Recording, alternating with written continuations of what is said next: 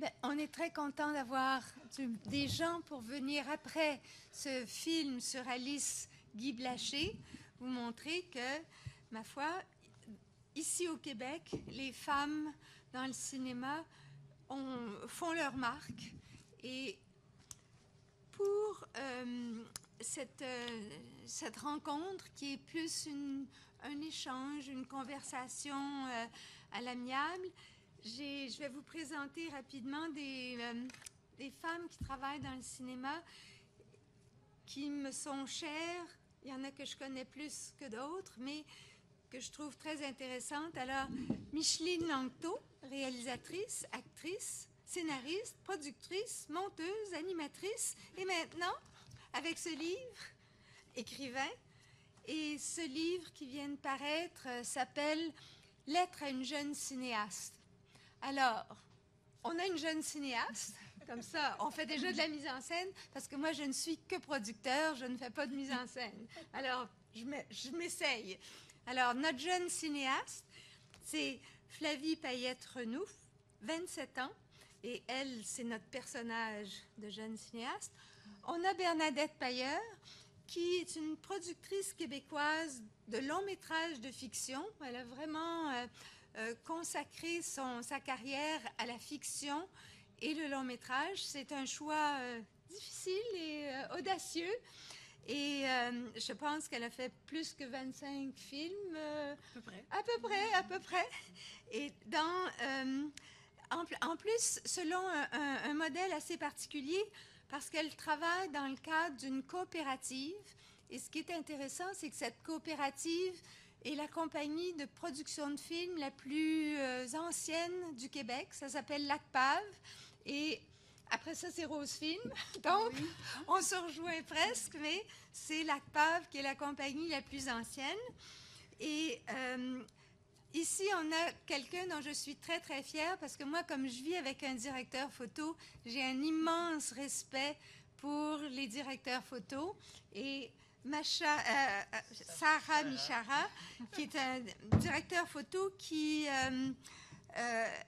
a été remarqué par IndieWire comme étant l'un des 10 plus importants directeurs photo, puis je dis un des, parce que c'est comme ça que c'est dit, un des 10 plus importants directeurs photo au monde. Alors, je trouve que pour partager ensemble quelques points qui sont soulevés dans le livre de Micheline, alors je me suis un petit peu inspirée par Micheline pour cette rencontre, et je vais juste la citer d'entrée, puis ensuite ça va nous lancer dans le cinéma, puisqu'on parle du cinéma. La compétition est planétaire, la technologie encombrante, les ressources humaines compliquées à gérer, les coûts faramineux, le public volage, la critique sans pitié.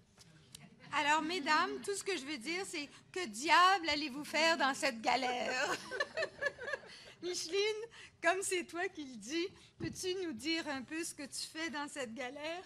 Oui, j'ai bien précisé. Le premier chapitre, la première lettre, ça s'appelle Un métier stupide, parce que Orson Welles avait dit il y a quelque temps que quiconque fait ce métier stupide mérite tout ce qui lui arrive.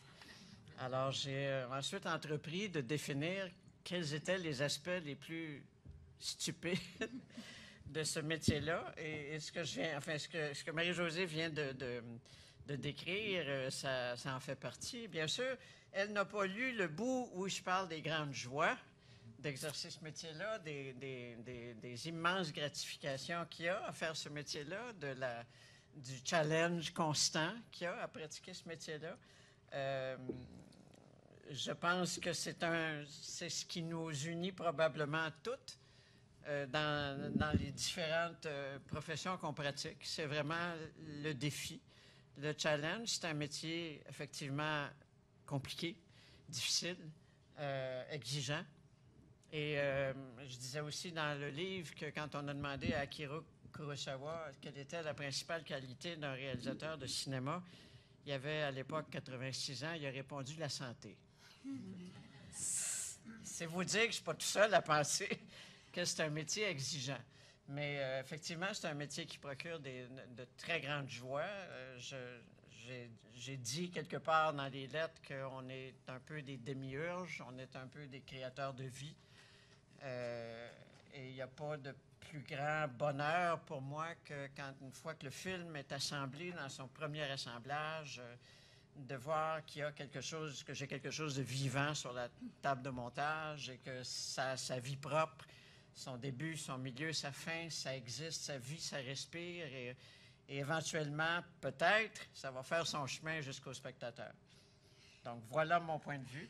Bien, je suis obligée de te dire que oui, j'ai lu ton livre, mais je n'avais pas besoin de le lire pour le savoir parce que, dans le fond, j'ai passé 40 ans de ma vie quand, en tournage, les moments les plus excitants, c'était le soir quand je quittais le plateau puis que j'allais voir les rocheuses de la veille. Donc, je voyais tout ce travail sur la pellicule et c'est très excitant.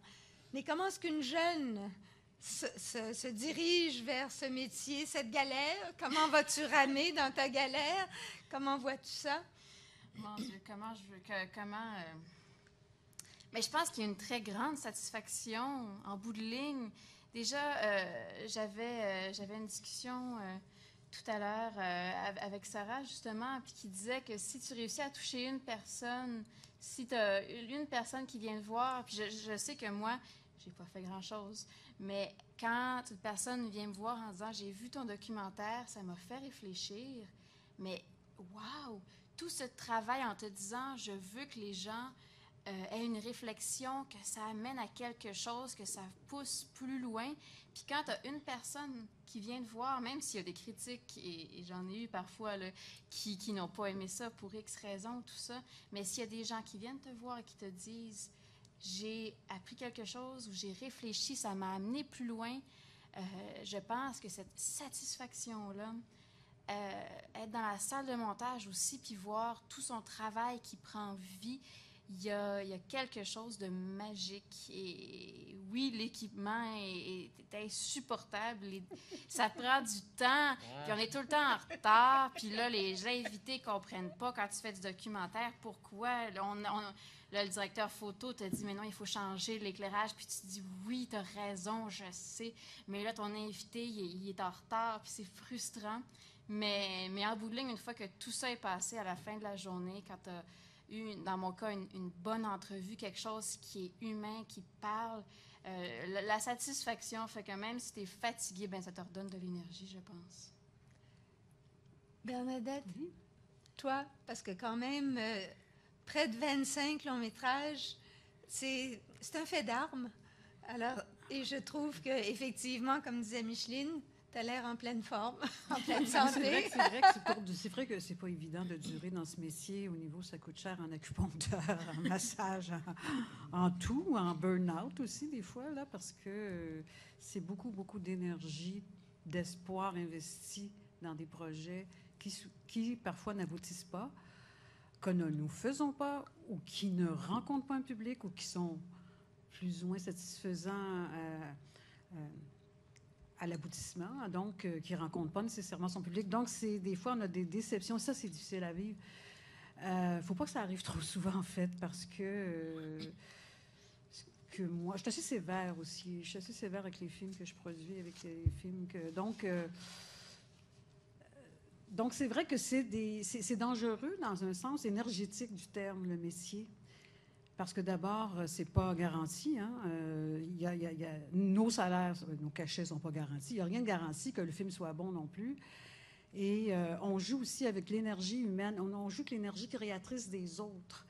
Et c'est pas toujours évident à faire. Donc, ça demande énormément d'investissement. Et effectivement, les fois où j'ai pu être malheureuse dans mon métier, c'est les moments où j'ai pu échapper à un film, où j'étais pas...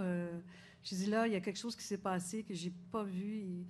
Et contrairement, lorsqu'on réussit un film, là, ça donne énormément d'énergie. Mais c'est dangereux. Il ne faut pas avoir d'échec trop souvent, en fait, parce que c'est vrai. Non, mais c'est vrai, parce que ça peut nous bouffer. Donc, puis survivre là-dedans, c'est pas évident. Je fais juste remonter un peu parce que je suis pas sûre. Ah oui, d'accord. Voilà. J'espère qu'ils m'ont Oui. compris. Oui. Mais voilà, donc c'est un mix de grande joie et un mix aussi parfois de down assez profond. Là. Donc, voilà, je ne sais pas, peut-être tous les métiers sont à risque aussi, hein, je suppose, au niveau des résultats. Ça doit être comme ça pour un médecin aussi, je suppose. Mais je pense quand même que si je vois qu'après 25 films, tu es encore là, tu es encore en train d'en produire d'autres, il y a toujours un moment où les gens qui sont autour de nous disent « Bon, j'espère que tu as compris, tu vas faire autre chose. » Et puis, en même temps, tu viens d'acheter les droits pour un roman. C'est presque comme une maladie. Et Sarah, parce que Sarah, il y a aussi le côté technique qui se rajoute à ça. Et en plus, dans le fond, ce qui est moins connu, mais qu'un film, c'est de l'image. Et c'est crucial pour un film, ce qu'on en fait avec la caméra. Oui, ce qui est intéressant, c'est qu'on peut passer des mois, des années même, des fois, à imaginer ce que le résultat final va être, sans l'avoir vu, sans même avoir vu une image de ce film-là. Et on est une gang à tous savoir le film dans notre tête, puis on doit tous voir des choses différentes. Donc, c'est un drôle de rassemblement, comme Bernadette disait, de gens et de créativité qui en font un tout qui peut être différent selon les gens qui sont dans l'équipe. Puis je pense que, je dis tout le temps, c'est comme, il faut faire un film, c'est un peu comme, tu t'amasses beaucoup d'idées, puis à un moment donné, il faut juste comme fermer les yeux puis sauter dans le précipice, puis imaginer que des ailes vont apparaître sur ton dos ou que quelqu'un va t'attraper ou je sais pas quoi, mais imaginer que tu vas finir par voler. C'est un peu ça pour moi, un tournage, mais je pense en même temps, je veux dire, c'est un peu quand on a cette confiance-là et qu'on a cette confiance-là en l'équipe qui nous entoure, je pense que souvent, on s'échappe pas complètement ou on finit par faire peut-être quelque chose de différent de ce qu'on pensait au début. Mais je sais pas, pour moi, comme dans tous les métiers, mais surtout en cinéma, il faut tellement aimer notre métier que ça nous dérange pas d'aller chez l'acupuncteur ou de pas dormir ou de mal manger ou de pas pouvoir s'occuper de nos besoins vitaux d'une façon ou d'une autre. Puis il faut tellement aimer ce qu'on fait et avoir comme un espoir pour le produit final que ça dépasse un peu nos besoins humains, si on veut. Si je prends juste un petit moment pour dire, vous avez quand même fait chacune une marque déjà avec Flavie, mais je veux dire, si je pense à Sonatine, je pense à Pour l'amour de Dieu, des films qui tout à coup, sans que tu t'y attendes, t'ont amené à Cannes. Flavie, tu as quand même jeune co-réalisé avec Jean-Claude Laure un film sur ta grand-mère, qui peut avoir l'air plus facile, mais qui ne l'est pas forcément. Non, et puis, Bernadette, tu disais, ça prend pas trop d'échecs, mais tu n'en as pas eu tant que ça, finalement, parce que tu as fait des films. Non, mais pense pas à ceux-là, mais pense quand même. Moi, je vais vous dire, à Éléphant, Mémoire du cinéma québécois, on a les films. On a, il y a le Party de Falardeau, il y a Cap Tourmente. C'est très audacieux. Oui, mais justement, Cap Tourmente, tu vois, tu dis, pour moi, c'était un échec. Non, c'est un film formidable. Et c'est un des exemples quand on me dit les films qui ont trouvé leur public, mais j'ai dit ce que nous, on trouve. Et c'est pour ça qu'Éléphant est important dans des films qui n'ont peut-être pas trouvé leur public, des fois pour des raisons qui n'ont rien à voir. Ben, le Cap Tourmente, moi, c'est un de mes films préférés. Et dans les films de femmes, il y a Cap Tourmente qui est vraiment produit par une femme, là, parce que le sujet, quand même, est audacieux à porter. Et puis, tu as quand même fait des films difficiles avec Pierre Falardeau. Octobre, c'est pas un film facile. Non. Et puis, tu as fait les films de Bernard Raymond. Ça aussi, c'est pas forcément facile. Alors, tu as une audace dans tes choix. Et puis, malgré tout, ça m'amène à vous demander, et puis c'est sûr que si je pense à ce que tu as fait comme choix, toi, de film, parce que tu dois le faire, ton choix aussi, avec qui tu vas travailler, quelles histoires tu vas prendre avant de vous demander comment vous choisissez ces histoires-là. Il y a quand même Félix et Méra, qui est le film qui est en route vers les Oscars en ce moment avec notre Maxime, parce qu'il y a les visionnements pour le meilleur film étranger, qui sont, je pense, en ce moment. Maxime Giroux est d'ailleurs notre porte-parole. Du Tudor Nicole, Continental. Donc, tout ça, comment est-ce que vous choisissez les films qui vont vous absorber pendant une bonne période de votre vie? Parce qu'il faut faire... On choisit. Ben, toi, tout le monde. Je veux savoir tout. Ben, moi, j'ai toujours dit, on ne choisit pas ces sujets, c'est les sujets qui nous choisissent. Souvent. Comme, en tout cas, en ce qui me concerne, c'est toujours quelque chose qui m'a sauté au visage et pour lequel, que ce soit dans mon répertoire personnel ou que ce soit dans l'actualité, c'est des trucs qui ont attiré mon attention puis qui m'ont happé, qui m'ont obsédé pendant assez longtemps pour que je décide d'en parler ou de raconter une histoire à ce propos-là. Presque tous mes films, c'est pas de gaieté de cœur que je me complais dans les sujets noirs. On me dit que je me complais dans les sujets noirs. J'aimerais tellement ça, faire une bonne comédie. Moi aussi. On s'en parlera. C'est ça, ouais. Mais bon, il y a des trucs, c'est ça, il y a des sujets. Moi, quand on me demande pourquoi tu fais pas des comédies, je réponds, c'est 4 ans de ma vie que je vais mettre dans un film. 4 ans de ma vie à partir de l'idée de base ou de l'étincelle qui va allumer le sujet. C'est 4 ans de ma vie que je vais passer là-dessus, à temps plein et plus.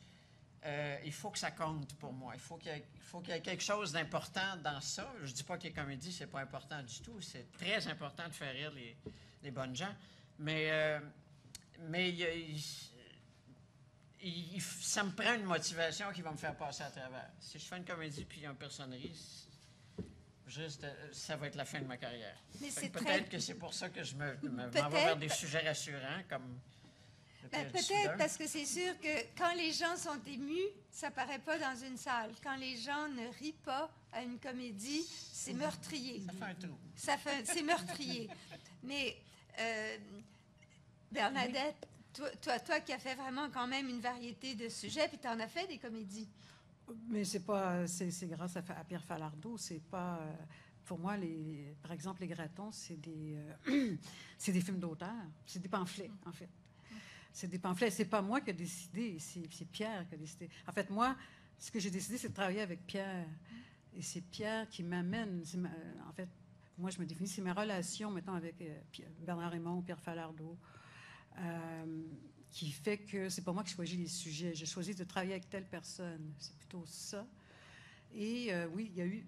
Mais j'aimerais avoir d'autres comédies, d'ailleurs, mais malheureusement, Pierre m'en apporte plus, forcément. Mais c'est une denrée extrêmement rare. Et oui, je fais plutôt des drames humains. C'est souvent ça. Mais j'arrive pas, donc, j'arrive pas à... Ou j'ai peut-être pas tendance ou le goût vraiment d'aller provoquer une comédie, parce que, d'abord, c'est extrêmement difficile d'avoir des bons scénarios de comédie. Mais je ne le provoque pas. Je reste sur mon air d'aller avec mes cinéastes avec qui j'aime travailler. Donc, avec Bernard Raymond, j'ai fait 7 films même. C'est peut-être que je m'installe dans ma routine, peut-être un peu trop. Et puis, je vieillis avec ces cinéastes-là aussi, ce qui est difficile aussi à faire. Je veux dire, c'est pas évident. Là, j'ai commencé avec des nouveaux, des plus jeunes. J'étais obligée d'aller vers des plus jeunes. Parce que les cinéastes vieillissent mal. Enfin, ils meurent jeunes, nos cinéastes. Non, mais comme on disait, il faut durer. Mais je trouve que nos cinéastes... comment dire, sauf Michel Brault, en fait, c'est faire le métier après 70 ans, c'est pas évident, tu trouves pas? Bien, Michel ne trouvait pas ça évident non plus. Non. Je sais pas, donc je dois aller vers des plus jeunes et puis m'adapter parce que... Ils ont de l'énergie, Bernadette, c'est pour ça. Eux autres sont encore capables. Nous autres, on faiblit un petit peu, c'est vrai. Non, ben les hommes, il n'y a pas tellement de cinéastes. Ben, c'est comme là, Bernard, c'est un des plus vieux cinéastes là, au Québec. Il y a qui? C'est devenu un aîné, c'est devenu... Il y a plus bon, Denis Arcand, peut-être, qui reste. Oui. Là. Pourtant, les plus beaux films des cinéastes, pour moi, c'est des films de maturité. Ah oui? Pour moi, j'ai une passion pour les gens de 75 ans qui font des films parce qu'ils savent ce qu'ils font. C'est précis, c'est simple. En général, ils ont une façon de raconter les histoires ils ont trouvé comment raconter leurs histoires et leurs films sont d'une grande, grande sobriété. Je pense au dernier film d'Abbas Kiarostami, je pense au dernier film de Denis Arcand, que la critique n'a pas aimé du tout, ça. mais que moi, j'ai adoré. Ah bon? Que moi, Qui j'ai m'a adoré. énormément touché. Que moi, j'ai adoré aussi. Oui, et que j'ai pas compris Ok. la réaction de la critique Ok. parce que je me disais, tiens, c'est vraiment un film de maturité, c'est un film qui est beau, qui est touchant, c'est tout à fait pas Denis. C'est peut-être pour ça que Oui, la critique n'a peut-être. pas apprécié, Ouais. parce que c'est pas Ouais. le style de cinéma auquel il nous a habitués, mais c'est un très beau film de maturité. Puis je trouve qu'à passer 75 ans, les cinéastes ils sont au sommet de leur art. C'est un métier de vieux, ça. Non, mais c'est vrai. Comme dirait Akira Kurosawa, il faut la santé, là, mais... Oui, il faut la santé, effectivement. Mais c'est des sujets parfois un peu plus dormants, en fait, qui met en scène des personnages plus vieux. J'ai pas vu le film de Denis Arcand, mais je sais qu'avec Bernard Raymond, par exemple, C'est ces des personnages gens. deviennent de plus en plus vieux. Ah oui, Personnage bon, du film. ça. Et puis bon, ben, ça correspond à ce que lui vit. Lui, 60 et quelques. Donc, il fait des personnages de son âge. Et en cinéma, c'est pas évident de faire des sujets où les gens attendent des films pour des gens, une clientèle plus jeune. Et c'est audacieux de produire Bernard Raymond actuellement parce qu'il fait des films pour des gens de 55 ans et plus. Et effectivement, c'est vraiment ça, ces gens-là qui vont voir ces films. Donc, je vieillis avec Bernard, puis je prends les sujets de Bernard parce qu'on a une complicité. C'est comme mon frère, je dis souvent que c'est mon frère, Bernard Raymond. Parce que c'est sûr qu'avec Bernard, je travaille avec des plus jeunes, de 38 ans, 40 ans, et c'est pas la même... Ça va, mais c'est sûr que quelqu'un qui a mon âge, c'est plus facile pour moi. On a les mêmes références, on a les mêmes... donc, de bien se comprendre et de bien... J'ai l'impression, d'ailleurs, je parle toujours à titre de productrice, que les jeunes cinéastes vont se faire produire aussi par des gens de leur génération. Autant que possible. Des fois, il y a quelque chose qui se passe qui... moi, je fais l'essai actuellement. J'essaie de travailler avec des plus jeunes, voir comment tout ça va aboutir. Probablement que c'est possible, mais je l'ai pas... Effectivement, j'ai pas fait encore... J'ai pas produit actuellement quelqu'un, par exemple, de 40 ans, ou moi, j'en ai 60, bon, qui aurait 20 ans de moins que moi. Il faut voir comment... Probablement que c'est possible, mais il faut voir. J'ai bien hâte d'arriver à une conclusion là-dessus. Donc voilà, là, je parle. Alors, est-ce que je peux demander à Flavie si elle a une idée de Ça devrait juste avec les productrices de 30 ans. et si elle a une idée de comédie ou si, Flavie, parce qu'il y a quand même, tes premiers pas, c'est plus dans le documentaire. Est-ce que la fiction t'intéresse? Parce qu'on parle plus, malgré tout, de fiction ici aujourd'hui. Éléphant restaure des films de fiction. Moi, j'ai une carrière dans la fiction aussi. Alors, toi, est-ce que c'est quelque chose qui t'intéresse? J'ai eu l'impression que ça t'intéresserait, que ça t'intéressait, mais j'aimerais ça que tu nous le dises. Où est-ce que tu t'en vas? Puis peut-être que Bernadette va écouter avec attention. Oui, la fiction m'intéresse. Et en fait, moi, la première chose qui m'a vraiment inspirée à habiter en grandissant, c'était la fiction. Daniel Thompson, dont La folie des grandeurs était présentée jeudi soir. Ces films, je les ai revus des dizaines de fois. Et justement, je trouve ça intéressant parce qu'un de ses derniers films, Fauteuil d'orchestre, qu'elle a fait est justement, selon moi, un film d'une grande maturité et en même temps très intéressant parce que dans ce film-là, elle va à la fois dans le parcours d'une jeune femme là, qui est début vingtaine, qui arrive dans la vie, qui débarque à Paris, mais ces personnages sont tous à différents moments de leur vie. Donc, il y a une actrice qui est dans la quarantaine, dont la carrière commence à ne plus très bien aller parce que, bon, on la considère comme un peu trop vieille. Et il y a un homme qui décide de tout vendre parce qu'il y a un cancer en phase terminale. Donc, son film présente toutes les phases de la vie des gens. C'est d'une simplicité et en même temps d'une telle maturité. Et ça a été vraiment bouleversant pour moi, ce film-là. Donc, c'était une petite parenthèse. Mais c'est intéressant de voir ce que ça a comme influence sur toi. Oui, puis mon premier documentaire, ça a été sur ma grand-mère. Je pense qu'il y a aussi quelque chose qui est très intéressant qu'on peut aller chercher entre les générations. Et moi, la personne qui a produit mes documentaires, c'était Julie Snyder, qui est d'une autre génération. Puis c'est une femme qui a cru en ce que je lui présentais. Et ça, je pense que c'est intéressant aussi de penser d'avoir quelqu'un qui passe le flambeau, qui apprend, qui nous accompagne dans nos premiers pas, qui est un peu une sorte de mentor. Je pense que c'est quelque chose qui est très intéressant, qu'on voit, je pense, peut-être plus chez les hommes. On voit beaucoup d'hommes réalisateurs ou tout ça qui vont aller chercher leur assistant réalisateur pour continuer. Puis je pense que les femmes le fassent aussi, c'est quelque chose qui est à encourager et qui peut être vraiment bien. Moi, je voulais juste ajouter, Oui. parce que j'ai travaillé 2 fois avec Bernard Raymond sur 2 de ses films, et c'est quelqu'un qui est vraiment de la génération presque de mes parents. Son fils en mon âge, on est allés à la même école, et on pourrait penser que cette relation-là serait difficile, mais au contraire, je trouve tellement ça enrichissant de travailler avec des gens de différentes générations qui ont des approches différentes. Et je parle pas seulement de quelqu'un de plus vieux, mais aussi de plus jeune. Je trouve que ça nous enlève de notre zone de confort. Puis, en tant qu'artiste, c'est important de faire ça. Et je pense qu'on peut beaucoup apprendre. Moi, j'ai énormément appris en travaillant avec lui. Puis, on voit aussi, tu sais, c'est ça, il y a des choses qui sont passées. Et de même, moi, je venais questionner certaines habitudes qu'il avait pris avec d'autres directeurs photo. Puis, je pense que c'est vraiment un très, très bel échange. Puis, je pense que peut-être, même, tu sais, en cinéma, je pense que c'est très important. Quand j'ai commencé à travailler comme directrice photo, je travaillais avec des techniciens qui avaient des vingtaines d'années d'expérience sur des gros films. Moi, j'en avais presque pas, puis ils m'ont vraiment encadré. Ils m'ont appris beaucoup de choses au niveau technique. Ils m'ont donné de la confiance. Fait que je pense que ce mentorship est vraiment important. Et je suis d'accord avec toi. Je pense vraiment que au niveau des femmes au cinéma, je pense qu'il est vraiment temps qu'on malheureusement, mais qu'on s'entraide un peu pour pouvoir avoir un peu plus accès de façon, comment dire, plus égalitaire. Mais en même temps, bon, il y a le choix de l'histoire, mais il y a aussi le choix de l'image. Puis ça, ce que je trouve intéressant, c'est que ce choix-là, dans le cinéma, c'est quand même, est-ce qu'on va faire des plans éloignés, des close-up, est-ce qu'on va faire plus de plans séquences, est-ce qu'on va faire des travelling, justement, ou si on va être dans le plan fixe, est-ce qu'on va travailler en noir et blanc ou en couleur?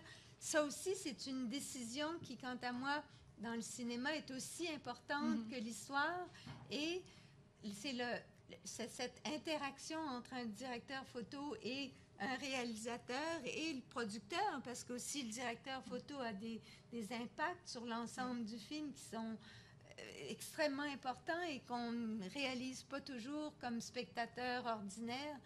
Et ça, comment est-ce que tu réussis à faire ta marque dans les films sur lesquels tu travailles avec ce genre de choix qui ont un énorme impact sur l'histoire? Je dirais, premièrement, et très important pour moi, l'approche n'est jamais de faire ma marque, c'est-à-dire que tout commence avec un scénario, avec une histoire, avec un réalisateur, réalisatrice. Et pour moi, c'est ça un film. Je peux voir un film qui a une image complètement oubliable, mais qui a une histoire très profonde qui me touche. Et je m'en fous s'il y a un ombre sur le mur de trop ou ci ou ça. Je peux voir un film qui est très, très, très beau, mais qui dit absolument rien et je vais pas aimer ce film-là. Alors pour moi, même si c'est mon métier, pour moi, l'image est vraiment secondaire à l'histoire. Au service de l'histoire. Au service, merci. Peut-être pas secondaire, mais au service de l'histoire. Et comme directeur photo, on est vraiment là pour interpréter la vision du réalisateur. Ça veut pas dire qu'après ça, je donne mon interprétation, mais c'est vraiment lié directement avec le réalisateur. Pour moi, c'est comme si j'étais un psychanalyste et il faut que je rentre dans la tête du réalisateur pour ensuite pouvoir transmettre les images à l'écran. C'est vraiment pour moi ça l'approche. Mais tout commence avec le scénario. C'est vraiment pour moi le scénario, c'est comme ça que je choisis mes films avant tout et ensuite par rapport au réalisateur.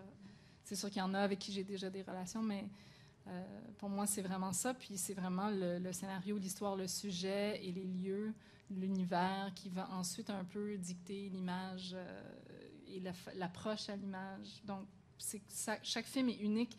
Après ça, c'est sûr qu'on a des choses qui vont revenir parce qu'on est humain, on est chacun des individus. Comme des réalisateurs, on dit qu'ils écrivent tout le temps la même histoire dans chaque film. Je veux dire, je pense qu'on est tous un peu comme ça dans notre travail, mais c'est ça, pour moi, c'est vraiment au service de l'histoire. Donc, je me laisse vraiment inspirer de ce qui est écrit. Mais en même temps, ce que tu nous dis, c'est que est-ce qu'on peut dire le maître d'œuvre, c'est le réalisateur. Et en ce moment, il y a toujours cette reconnaissance du statut du réalisateur comme l'auteur de l'œuvre, un film et malgré le fait, et ça, Micheline, je te cite, un scénario, c'est un scénario, mais c'est pas un film. C'est pour faire un film avec un scénario, même si le scénario est plein de choses qui, sur un plan purement d'histoire, le spectateur, c'est pas le scénario qu'il voit. Exactement, ils verront jamais. Et l'émotion risque d'être transportée par ton cadrage. Absolument. Ton cadrage, ta lumière, Et les comédiens, et le montage. Oui. Je veux dire, justement, ça fait partie d'un tout dont la direction fait partie. Et je ne sais pas de nier l'importance de la direction photo, mais je dis juste que je pense que c'est difficile parce que quand je rencontre des étudiants, souvent, ils vont me dire « Ah, mais tu sais, comment on fait pour faire telle image? » Ou « Toi, comment tu fais pour faire comprendre aux réalisateurs ta vision? » Puis je dis tout le temps, ça, c'est vraiment une grosse erreur de dire ta vision. Donc, c'est ça. Mais c'est le film. Je veux dire, le film est là. C'est le film. On est tous au service du film. Après ça, le réalisateur, c'est le chef d'orchestre. Et à quelque part, c'est lui ou elle qui a choisi les musiciens. Mais je veux dire, on est tous au service du film. Fait qu'il faut. Je dis juste que c'est vraiment délicat parce que oui, je veux dire, je fais un gros travail par rapport à l'image et l'interprétation et je fais beaucoup de recherches et je vais chercher beaucoup d'images qui me viennent en tête quand je lis le scénario. Il y a vraiment un book track. Mais je pense que c'est important que c'est pas moi qui veux faire ma marque ou le réalisateur qui veut faire comprendre sa vision. C'est vraiment un réalisateur qui fait un film et ensuite, nous, on vient pour aider ce film à développer puis à s'épanouir en une œuvre qu'on espère réussir, mais pas tout le temps. Donc ce concept que c'est le réalisateur qui est l'auteur de l'œuvre, comme producteur, toi, est-ce que c'est... Parce que je sais que c'est évidemment un travail d'équipe, mais c'est en même temps, à ce moment-là, on dit un film de... Oui, comment... oui, c'est un film de... En tout cas, à titre de productrice, la plus grande intervention que moi j'ai, c'est au moment du scénario, de la scénarisation. C'est là où... C'est la scénarisation, le casting et un petit peu au montage, mais c'est pas... c'est là où l'intervention plus importante, massive, c'est vraiment au scénario. Une fois que le film est parti en tournage, le film nous échappe un certain temps, ça devient l'affaire du réalisateur. C'est lui qui... c'est sur ses épaules à lui que tout repose, en fin de compte. On ne peut pas intervenir pendant un tournage. Je veux dire, c'est trop tard, c'est trop vite, c'est comme... Bon, on peut encore intervenir un petit peu au niveau du montage, bon, plus ou moins, mais je veux dire... La création, le dernier film que j'ai produit, là, qui est en montage actuellement, d'ailleurs, j'étais très proche du directeur photo. Puis je me rendais compte à quel point, justement, son travail était créatif, important. Il y avait une très bonne relation avec le réalisateur, il faut dire, ce directeur photo. Et vous faites un travail de création, je trouve, vous, les directeurs photo, quand même plus notoire, plus notable, à mes yeux, à moi, je veux dire, que même un producteur. Hein, vous écrivez aussi avec votre caméra et vous apportez énormément. Il y a un apport énorme au niveau créatif de la part du directeur photo. Et des fois, je suis envieuse même. Je me dis, bon, des fois, mon métier, moi, il n'est pas évident. Là. Tu sais, c'est quoi exactement, moi, ma technique? J'ai pas de technique en tant que telle. Je ne suis pas une créatrice en tant que telle. J'accompagne, j'inspire, j'accompagne, je ne sais pas, mais... Donc voilà, donc c'est ça.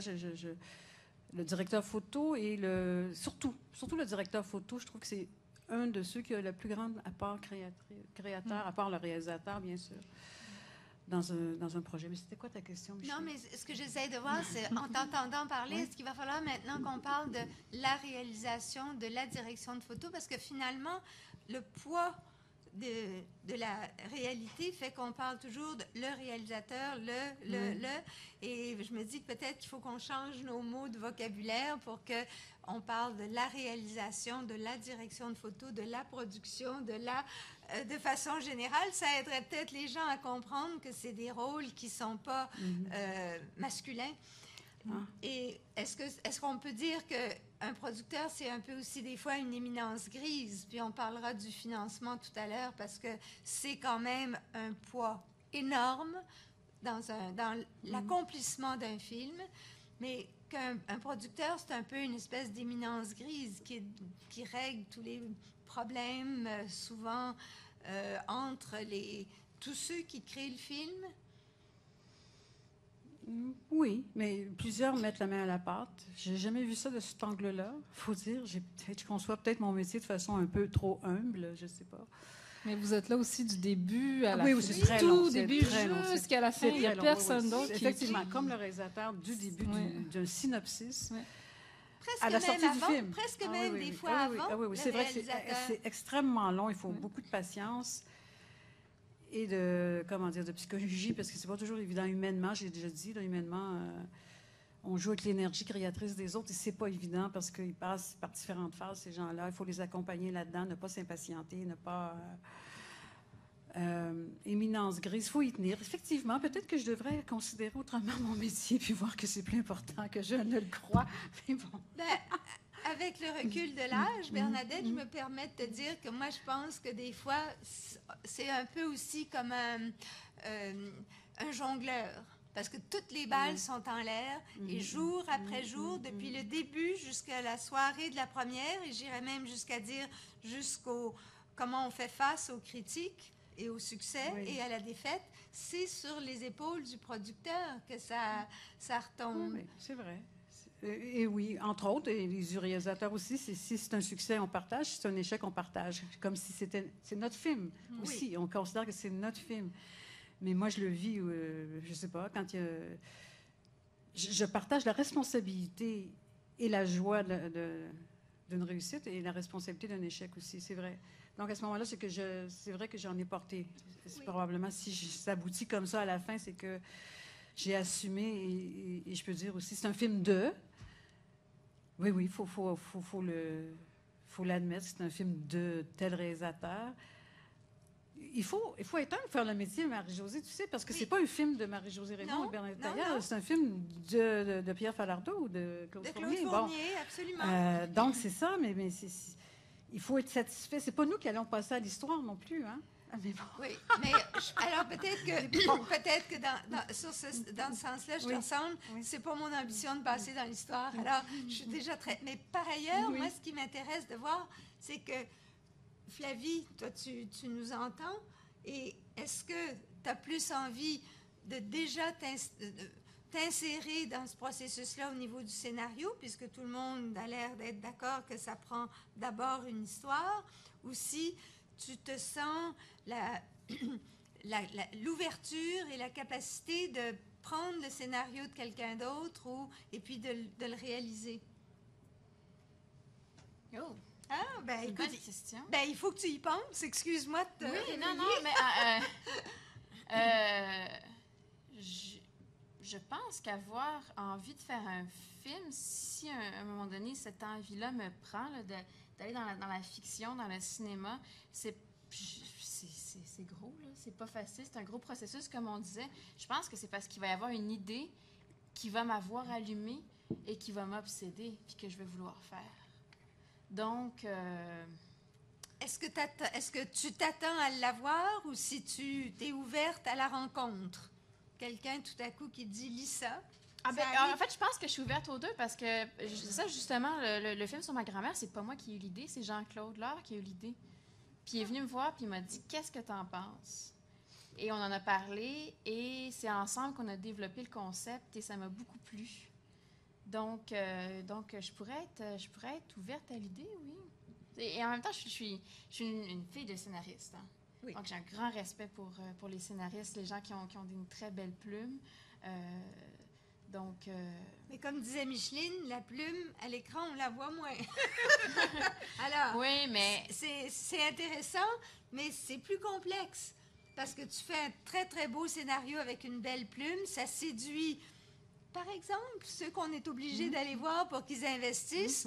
Mais encore faut-il que ce scénario-là Ça rentre Ouais, jusque sur tout à l'écran. fait. Ouais. se rende. Mais justement, si je pense, par exemple, je reviens à Danielle Thompson parce que c'est elle qui ouvrait cette semaine, mais c'est tout, hein? C'est encore là, c'est un tout.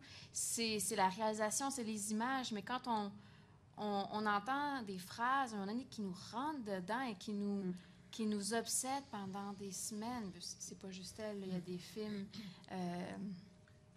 incroyables. Il y en avait aussi dans Les Invasions barbares ou... Je ne sais pas si tu as vu La loi du marché, non? pour lequel Vincent Lindon a remporté le prix de la meilleure interprétation à Cannes. Je pense qu'il y a 8 phrases de dialogue dans le... Mais Et elles sont fortes. toutes improvisées. Elles sont improvisées. Mais ça peut Je veux être... juste dire ça. Tout à fait. Une remarque en passant, parce que c'est complexe, effectivement. C'est-à-dire que le scénario peut prendre énormément Mais de le formes. scénario, il n'est pas obligé d'être écrit non plus. C'est-à-dire Il peut être... C'est que le scénario peut être aussi l'action et l'image et la façon dont... Je pense, en tout cas, et quand je lis votre livre aussi, c'est ce que je comprends, c'est que la façon dont est racontée l'histoire peut être une forme de scénario à travers l'image. Moi, je dis qu'il y a 3 étapes. La scénarisation se fait, quand on fait un film, en 3 parties, en fait. Il y a la rédaction de l'histoire, qui est le scénario. Il y a le tournage, qui est la mise en image, la réalisation proprement dite. Et il y a le montage, qui est la 3e écriture, où là, on travaille sur la structure narrative et on peaufine les images qu'on a tournées. Donc, le scénario est un des éléments de cette écriture-là, si on veut parler de l'écriture d'un film. C'est C'est pas que dans les mots. Non, ils sont... Je veux dire, les 3 étapes sont également importantes, mais on peut faire un film sans scénario. Mais ton On ne anecdote... peut pas faire un film sans image. Non. C'est vrai. Et on peut peut-être difficilement faire un film de fiction sans acteurs. Et ce que tu viens de nous dire avec M. Lindon, c'est que Un les bon acteurs... acteur. Mais alors, quel est votre rapport avec l'acteur pour la réalisatrice, mais pour la directeur photo? Parce que on sait, il n'y a pas un acteur ou une actrice qui ne sait pas qu'il doit sourire d'abord à une personne, le directeur photo. Et ça, ben, c'est humain, c'est lui qui va faire vivre l'acteur. Moi, je leur dis, mets-moi belle. Oui, mets-moi belle, non, mais c'est... Ils sont découragés. Mais Micheline... Non, pas de faire, je tourne avec des foam cores, mais un foam core ici, un foam core là, un foam core là, Tout le un monde- foam core en Tout réflexion. Tout le monde a ça. Je vais Mais te non. dire... Ben, les vieilles personnes plus que Non, nous. c'est le souci premier, mais c'est pour ça que je dis le rapport avec celui qui finalement transporte, incarne et même écrit, puisque les 8 répliques du film proviennent d'un Improvisé. acteur. Alors, le rapport avec l'acteur... Ben, pour moi, c'est comme... Je trouve que notre... excusez-moi, je suis anglophone des fois, j'oublie mes mots en français. Notre duty, notre devoir. Notre devoir. Notre devoir, c'est de se préparer du mieux qu'on peut pour donner le plus de temps sur le plateau de tournage de comédiens. Pour moi, c'est mon rapport avec les comédiens. Ce que je veux leur donner, c'est le temps pour leur travail. Donc, je crois que pour moi, d'abord et avant tout, mon approche avec les comédiens, avant même de mettre les foam core, c'est vraiment de penser comment, chaque scène, comment est-ce que je peux organiser la technique pour donner plus de place autant physiquement que temporellement aux comédiens, parce que justement, c'est leur performance. C'est le temps qui manque. C'est ça. C'est toujours le temps qui manque. Après ça, c'est toujours une balance délicate parce que, et ça dépend du film. Il y a des films dans lesquels on veut rêver, imaginer que ces gens-là sont très loin de qui ils sont, physiquement et émotionnellement et tout ça. Puis il y a d'autres films où on veut voir une certaine réalité. dans les visages, dans le jeu, dans les costumes, dans tout, et aussi à l'image. Et c'est toujours une balance qui est très, très, très délicate. Puis ça, je veux dire, je le comprends. Je vais être la première personne à être sûre que les comédiens, même si on essaye de montrer les défauts, qu'on n'en montre pas trop, puis je vais être la première personne d'aller chuchoter dans l'oreille pour tourner un peu, puis faire ça. Mais en même temps, c'est... Moi, il me faisait ça. Oui, c'est ça. Ça, Nathalie Modiavko. Ou monter la caméra un petit peu. Mais en même temps, il faut faire attention avec ça parce que, encore une fois, je dirais, le rapport premier avec les comédiens est avec la réalisatrice ou le réalisateur. Et après ça, nous, on vient par la suite comme renforcer cette idée-là. Donc, c'est vraiment plus, je veux dire, à quelque part, c'est la réalisatrice, je vais commencer à utiliser le féminin, la réalisatrice qui va... Oui. Non, on va switcher au féminin juste pour le fun, puisqu'on a tendance à... Femme en cinéma, je crois. Ça s'appelle. Absolument. Mais c'est elle qui va un peu dicter c'est quoi l'approche visuelle. Après ça, moi, je vais complémenter. C'est sûr que... Donc, si une réalisatrice me dit écoute, moi, je veux vraiment que... avec les comédiens, je veux que ça soit real, je veux voir tous les défauts, tous les rides, tu sais, je suis ça. C'est sûr qu'après ça, moi, je vais essayer d'avoir une sensibilité, puis d'essayer de faire un peu le lien avec ce qu'on me demande, puis avec les besoins aussi des comédiens. C'est toujours comme une espèce de balance, puis aussi avec le personnage. Parce qu'un comédien, sur le plateau, c'est le personnage, c'est pas l'être humain. Ouais, c'est pas l'être humain, c'est le personnage. Alors, quelle est l'approche visuelle à ce personnage-là? Souvent, on va avoir une approche dans l'éclairage, dans les cadrages, dans tout ça, qui est directement liée au personnage. Donc, c'est comme un mélange de toutes ces choses-là qu'il faut prendre en compte. Puis après ça, mettre le fond de corps à la fin, juste pour être sûr de... Mais un petit peu... en même temps, ta remarque sur le fait que tu t'assures que techniquement, c'est le plus près possible pour donner le plus de temps, oui. il y a un petit quelque chose d'un producteur là-dedans. Parce que plus tu donnes le temps, c'est aussi... Ah oui, ça rend ça. C'est le travail de base d'un producteur, dans un sens, sur le tournage, de se dire qu'ils aient le plus possible de temps pour faire ce qu'ils doivent faire. C'est ce qu'on essaye de faire quand on organise un film. Alors, il y a un petit... Donc, mais en même temps, c'est quand même le producteur qui choisit les acteurs avec le réalisateur, mais le choix final, c'est le producteur. Ça dépend des films, hein? Ben, ça dépend des films. Ça dépend du réalisateur en question. C'est d'un commun accord. D'un commun accord, mais on sait très bien que dans le commun accord, il y a un distributeur, il y a un diffuseur, il y a ceci, oui, ça dépend du genre de film qu'on fait. Film Oui. d'auteur, comme moi je fais, souvent, c'est le réalisateur a un grand... On est mieux de bien s'entendre avec le réalisateur. Rarement, je me suis fait... Seulement que sur le party, je pense que le distributeur m'a demandé d'avoir un comédien connu. Donc, à part ça, le distributeur ne m'a jamais imposé, parce que vu que ce pas des films qui se veulent commerciaux, on a une plus grande liberté. Même la télévision nous laisse une grande liberté là-dessus, n'impose pas. Peut-être qu'on se l'impose à nous-mêmes de prendre un acteur relativement connu qui aide effectivement par la suite. Donc, mais moi, c'est quelque chose auquel je tiens, ça, par contre, au niveau, parce que je sais que là-dessus, j'ai une espèce de... C'est une de mes comment dire, talents de voir avec... on voit vite, lorsqu'on fait, par exemple, des screen tests, si c'est le bon comédien, ça s'impose et j'adore. J'adore cette partie-là du travail. Donc, c'est quand même une partie dans laquelle tu es très impliqué, même si ce n'est qu'au niveau ensuite de la discussion. Cet œil que tu viens de décrire, c'est crucial. Parce qu'on peut, si on se trompe, si on a un miscasting qu'on appelle, ça peut faire un film que le film ne soit pas réussi. Ça peut nuire énormément un film, un miscasting. Et puis, je lis comme tu es, Flavie. Est-ce que tu n'as jamais eu envie de faire comme notre Micheline, être actrice en plus du reste? Parce que Micheline, ça m'épate toujours. Tu as tout fait. Tu es mon homme orchestre, ma femme orchestre du cinéma, parce que tu connais vraiment.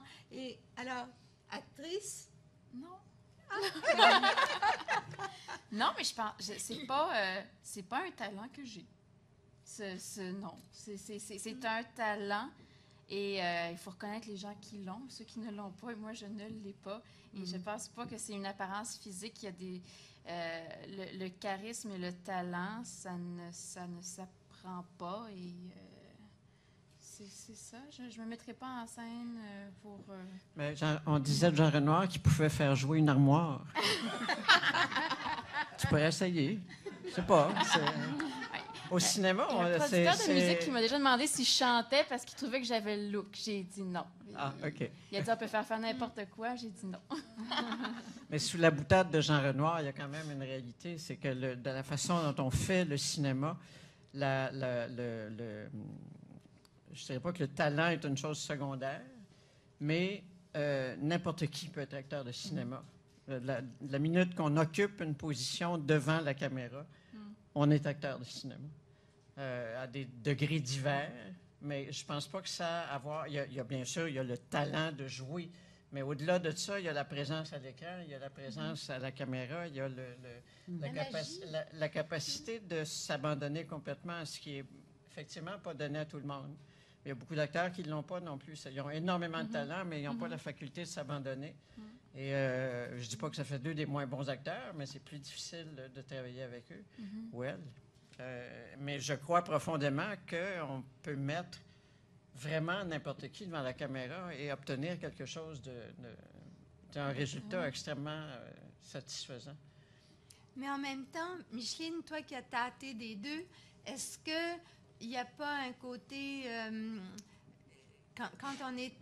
Moi, je voulais être une actrice. J'ai fait un film, mes enfants en rient quand ils le voient.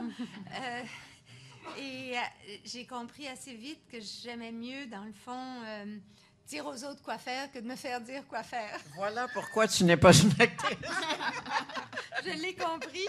Alors, Flavie, peut-être que tu as ça en toi aussi, que tu dis que ce talent, parce que c'est un talent au-delà même, comme tu dis, d'absorber le désir de quelqu'un d'autre, c'est pas évident. Alors, je suis assez impressionnée par le fait que toi, qui es pourtant une femme qui sait ce qu'il veut... Contrôlante, disons le mot. Mais j'aime mieux que ce soit toi qui le dise. Eh bien, je suis devenue, je le dis dans le livre, une extrême, je pense, meilleure actrice après avoir réalisé qu'avant. Parce que j'ai compris c'était quoi le métier de réalisation et j'ai été capable de vivre avec les frustrations du métier d'acteur parce que c'est un métier où on ne vit que des frustrations. Je m'excuse d'être un peu brutal, mais c'est ça. Et ça m'a permis vraiment d'être capable d'attendre 14 heures, genre, pour tourner 2 minutes, souvent, sans perdre mon sang-froid.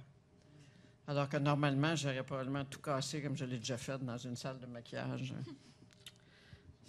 Il y a des moments où on ne se possède plus comme actrice parce que c'est extrêmement...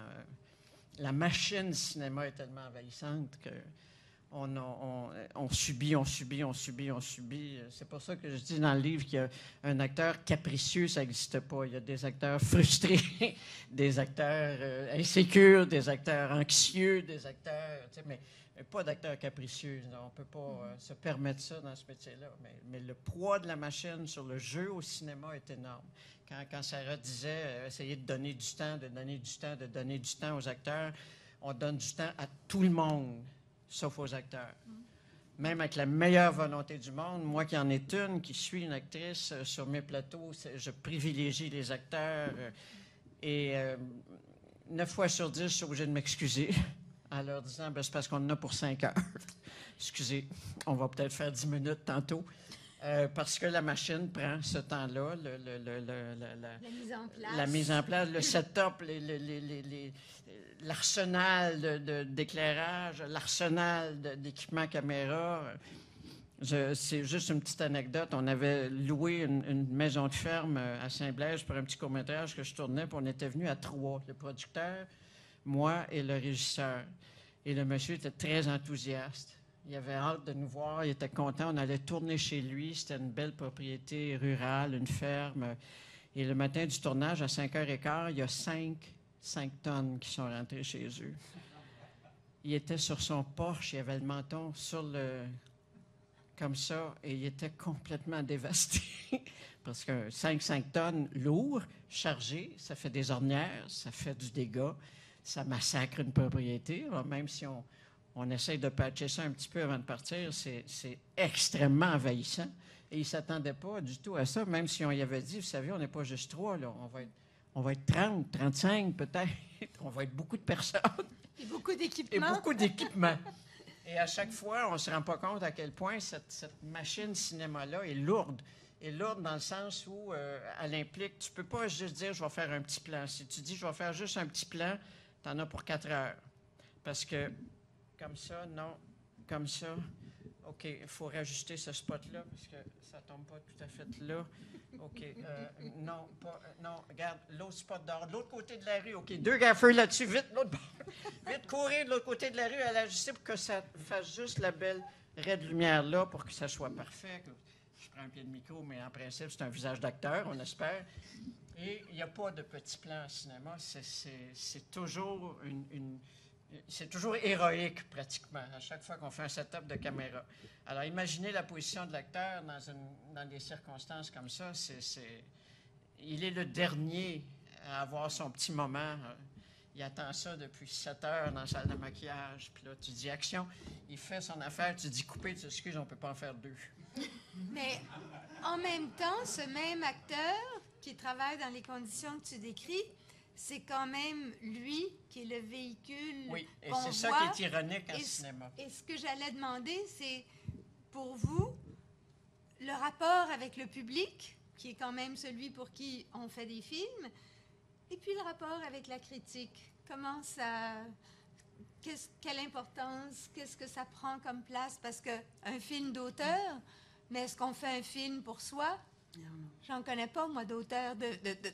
Pour moi, tous ceux qui font du cinéma sont des auteurs. Alors moi, j'ai toujours un peu de difficulté avec le terme film d'auteur, parce que je dis, il n'y a pas de film qui n'a pas d'auteur.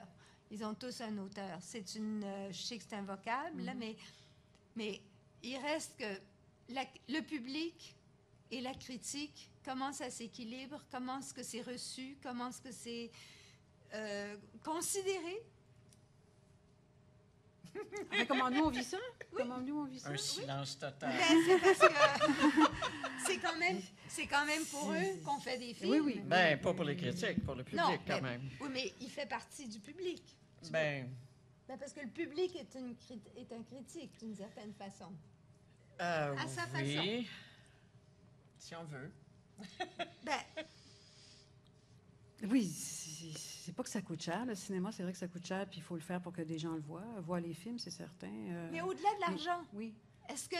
Parce que moi, j'ai toujours eu beaucoup de difficultés avec les créateurs qui ne reconnaissaient pas avoir besoin de s'adresser à quelqu'un. Je me souviens à un salon du livre où, à un moment, les gens me disent « Je ne connais pas d'auteur qui écrit juste pour lui. » Les gens écrivent pour être lus, les gens font des films pour être vus, les gens composent de la musique pour être entendus. Alors, ça implique ces gens qui voient, qui lisent, qui écoutent, c'est du public. Qu'est-ce que c'est le rapport avec le public quand on produit? Écoute, on essaie toujours. C'est sûr que c'est une grande joie quand un film fait 3 millions, 4 millions de box-office. C'est comme... Même, j'ai vécu, entre autres, un des films de Falardeau où la critique a été très mauvaise, très mauvaise. Mais on a fait 3 millions de box-office. Moi, je m'en foutais de la critique. Là, je sais, c'est comme... Ça compensait. C'est une joie quand même d'atteindre...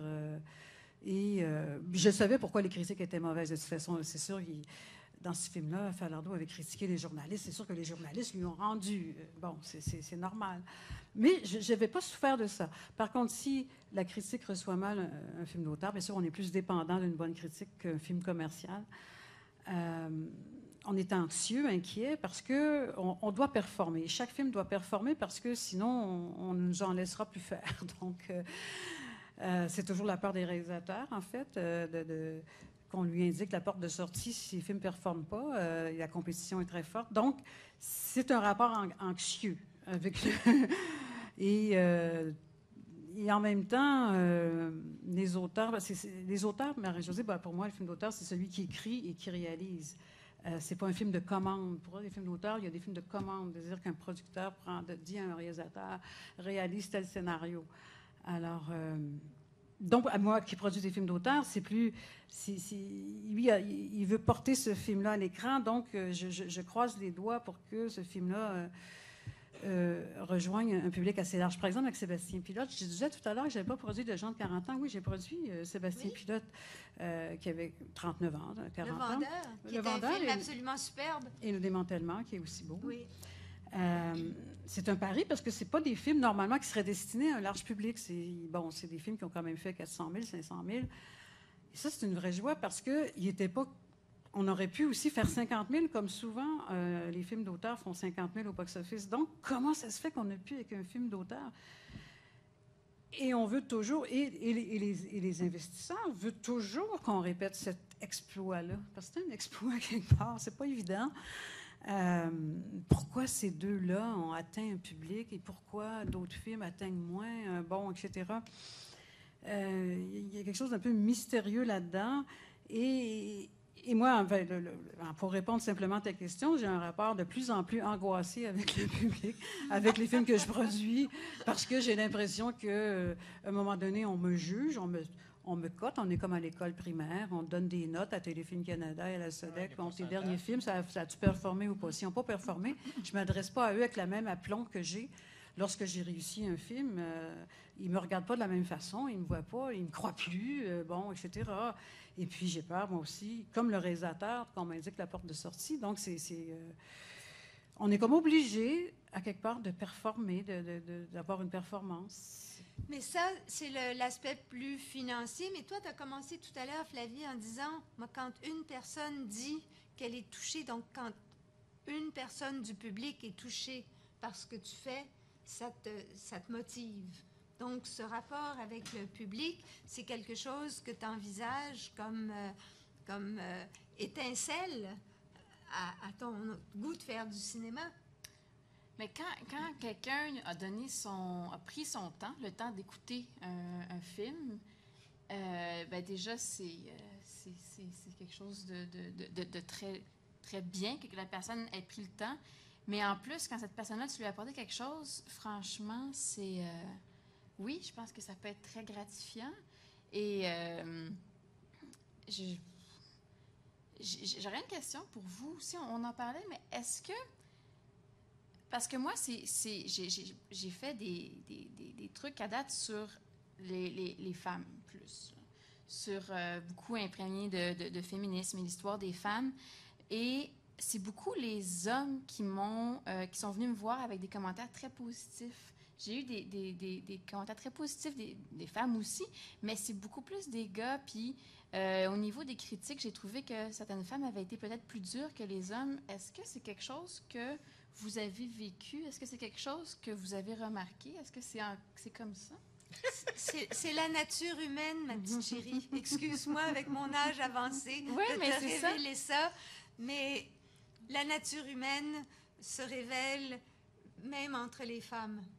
Mais j'ajouterais par contre, puis on en parlait avant de venir ici, juste avant, je trouve quand même qu'il y a un changement un peu maintenant dans les dernières années, dans la dernière année. En anglais, on dit « Women are having a moment », comme il y a un petit moment, mais je trouve que il y a une certaine solidarité qui est en train de se former, qui n'a peut-être pas eu autant avant, et je pense que ce sentiment qu'on a tous déjà vécu, même par rapport à moi, on n'est pas beaucoup de directrices photo dans le monde, mais je trouve que soudainement, je pense qu'on commence à comprendre, et les femmes au cinéma commencent à comprendre qu'on a comme besoin d'une espèce d'un réseau. Oui, d'un réseau. D'un boys club féminin. Mais je veux pas dire ça, parce que c'est pas une question d'exclusion. Puis moi, j'ai tout le temps pas aimé l'identification de tu sais, le cinéma pour les femmes, ou je sais pas quoi, mais je trouve quand même que avoir un certain réseau, un certain support, un côté mentor, etc. Toutes ces choses-là, je pense que c'est quand même quelque chose qui est en train de changer. Moi, je le sens parce qu'il y a beaucoup plus de rapports de va-et-vient, de emails, de « bonjour, je suis une jeune étudiante » ou de réalisatrice. Écoute, je sais pas pourquoi, mais j'ai envie de voir une équipe qui est plus balancée, tu sais, que moins, ou est-ce que pas une équipe de femmes, mais juste une équipe plus balancée, comme on voit dans notre gouvernement. Mais La parité. tu sais, je veux dire, il y a quand même un changement, je trouve, par rapport à ça, puis c'est une chose assez positive. Fait que, en tout cas, Je pense même que si on réussissait à avoir un État où ça n'a pas d'importance, parce que c'est égal en soi, ce serait probablement ça l'idéal. Mais on n'est pas rendu là, mais je dis juste que peut-être que c'est vers ça qu'on devrait aspirer, parce que dans le fond, ça n'a pas d'importance. Oui. C'est les talents, on ne devrait jamais être jugé. Il n'y a pas de genre. Il n'y a pas de genre. Le dans- talent n'a pas de genre. Exactement. Alors, mais en même temps, on fait des films et en même temps, moi j'aime bien, je reviens à ton livre pour te montrer que je l'ai quand même bien lu et que je l'ai trouvé vraiment formidable. Quand Jean-Luc Godard dit « La TV fabrique de l'oubli, le cinéma fabrique Des souvenirs. des souvenirs », avec Éléphant, on est convaincu de ça. Et puis, je t'avoue que je ne connaissais pas cette citation de Godard, mais elle m'a quand même ravie parce que... Alors, est-ce que vous avez chacune à votre niveau une conscience de quoi que ce soit que vous faites en film, en cinéma, de fiction, puisque c'est de ça qu'on parle, ça va rester, et ce qui reste dans chaque film, que ce soit un succès, que ce soit pas un succès, qu'il soit plus ou moins réussi, il y a toujours quelque chose de très important. Moi, en tout cas, après 250 films, ou à peu près sur Éléphant, Mémoire du cinéma québécois, il n'y a pas un film que j'ai regardé en me disant, il n'y a rien. Il y a toujours quelque chose qui m'accroche, qui me séduit, qui me... Ben, moi, je trouve que déjà, je veux rendre grâce à Éléphant encore une fois. Ça fait plusieurs années que je le fais. Parce que, bon, vous avez fait ce que beaucoup de gouvernements n'ont jamais trouvé les moyens de faire, c'est-à-dire préserver le patrimoine cinématographique. Et c'est vrai que le cinéma est une œuvre. Les films sont des œuvres qui durent. Qui dure longtemps. Et tout le phénomène de l'archivage de ce patrimoine cinématographique-là, qui est encore une fois en questionnement parce qu'on débat beaucoup sur l'archivage numérique, l'archivage analogique. Est-ce que l'archivage numérique va tout régler? Est-ce que la numérisation des films va aider à prolonger la vie des films?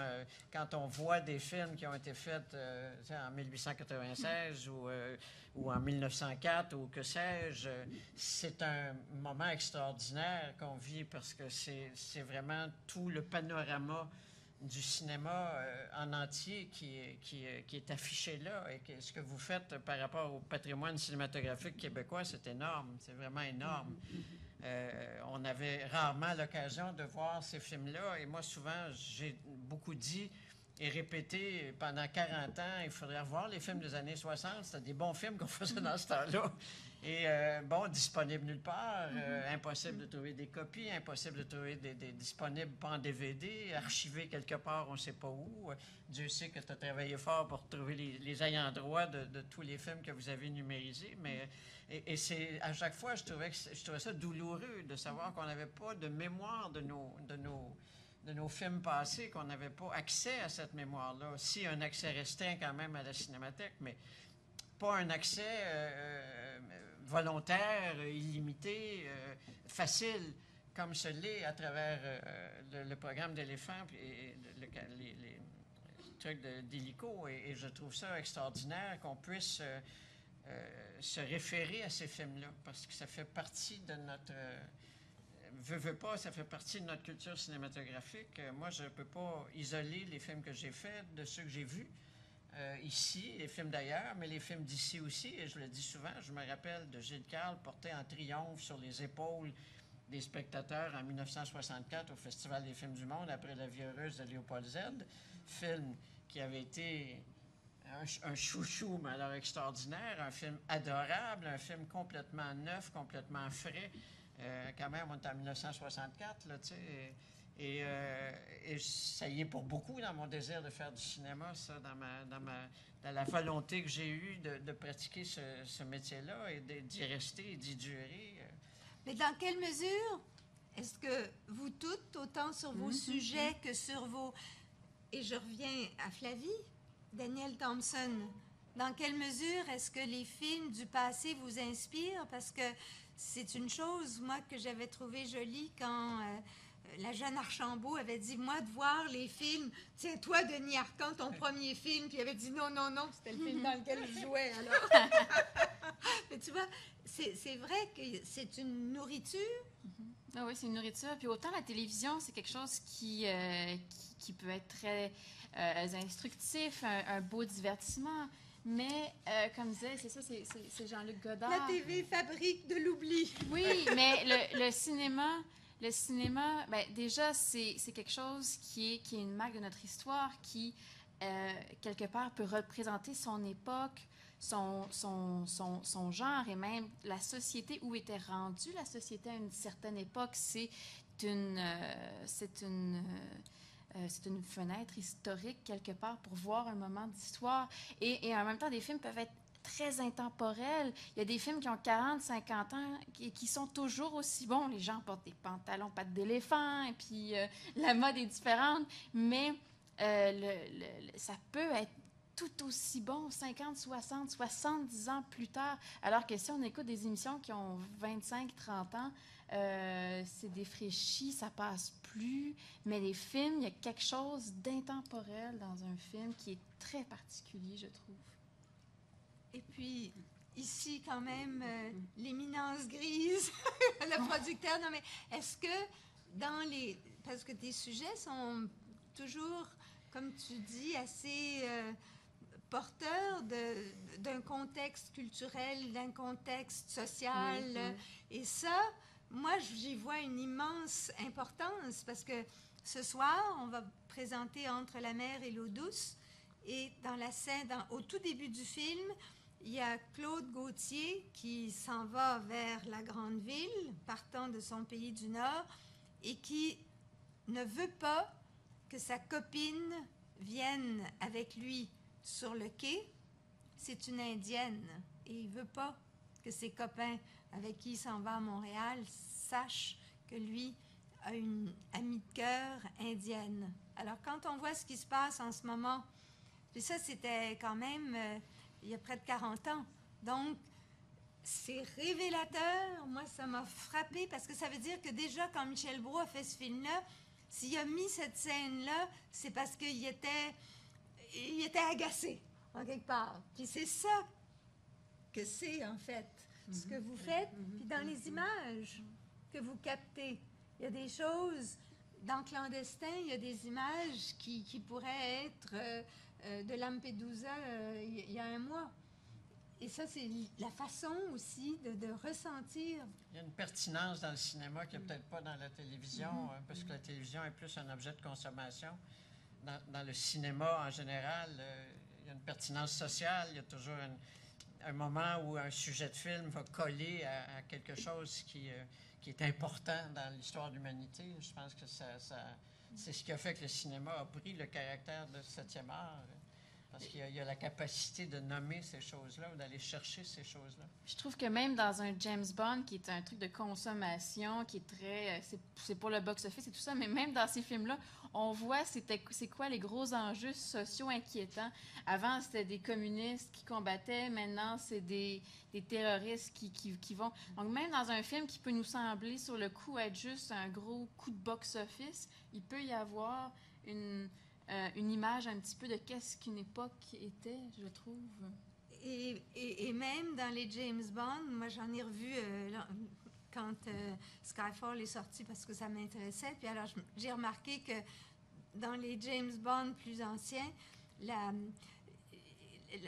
l'image des femmes, c'était vraiment des seins très pointus et très...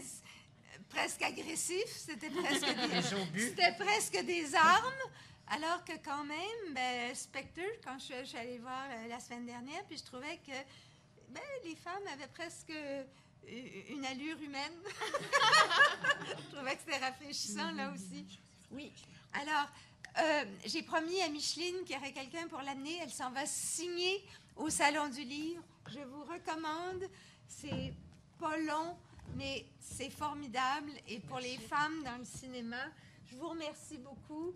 Ben, écoute, on est rendu de toute façon. Je pensais Oui, que vous continuiez. non, Sarah, merci infiniment. Micheline, merci vraiment beaucoup. Notre jeune, merci. Et Bernadette, Oui. j'ai une immense admiration Ah, parce que moi, je sais ce que ça représente Oui, c'est plus vrai. que d'autres. Ah, Jean-Pierre! Alors, avant de s'en aller, On se lève, oui, on se on lève se pour lève. Jean-Pierre. On se lève pour Jean-Pierre.